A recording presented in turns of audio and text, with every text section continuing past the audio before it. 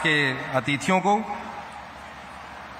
रायगढ़ महापौर के द्वारा एक प्रतीक चिन्ह के रूप में माननीय मुख्यमंत्री जी को गदा भेंट किया जाएगा। हमारे हनुमान जी के बहुत ही महत्वपूर्ण इस अस्तित्व के रूप में, प्रतिबिंब के रूप में इसे माना जाता है।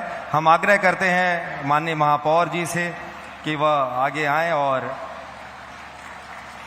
माननीय मुख्यमंत्री जी को भेंट करेंगे।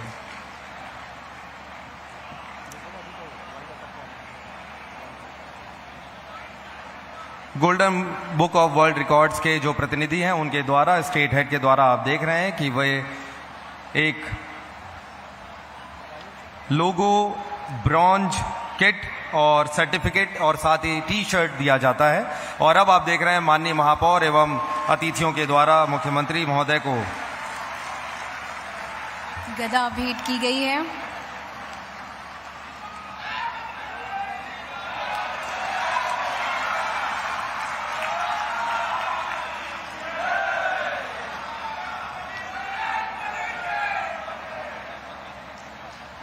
छत्तीसगढ़ और देश दुनिया की राजनीतिक, सामाजिक खेल से जुड़ी